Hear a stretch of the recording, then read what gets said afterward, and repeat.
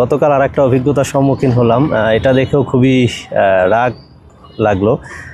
Pharmacy থেকে দেখলাম একটা পেশেন্টকে বোঝাচ্ছে যে 3টে ঔষধ দিছে, এর তো লাগে না, এর তো 2টা হইলেই হয়তো, আর একটা দিছে কেন। সো ডাক্তারের থেকে তিনি বড় ডাক্তার হয়ে গেছে। তো আসলে মূল বিষয় হচ্ছে তার কাছে ঔষধটা ছিল না।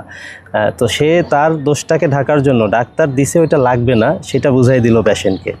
দ্বিতীয়ত হচ্ছে আবার সে একই পেশেন্টকে সে বলল যে 2টা অ্যান্টিবায়োটিক কেন দিছে, অথচ ওই প্রেসক্রিপশনে খেয়াল করলাম একটা অ্যান্টিবায়োটিক এবং একটা অ্যান্টিহিস্টামিন ছিল। তো এইভাবে ভুলভাল বুঝিয়ে হচ্ছে পেশেন্টদেরকে ডিমোটিভেট করে থাকে বিভিন্ন ফার্মেসি থেকে। আপনারা যারা ঔষধ কিনবেন তারা হচ্ছে এরকম ডিমোটিভেট হবেন না, সচেতন থাকবেন এবং নিজে দেখে বুঝে কিনবেন। ডাক্তার যা দিছে সেটাই নেবেন। যদি আপনি ফার্মেসি থেকেই বিশ্বাস করেন তাহলে তো ডাক্তার দেখানোর কোনো প্রয়োজন ছিল না, আপনি ফার্মেসিকেই গুরুত্ব দেন, সেখান থেকেই ঔষধ নেন। সচেতন থাকুন, সুস্থ থাকুন, বেঁচে থাকলে দেখা হবে পরবর্তী ভিডিওতে। ধন্যবাদ সবাইকে।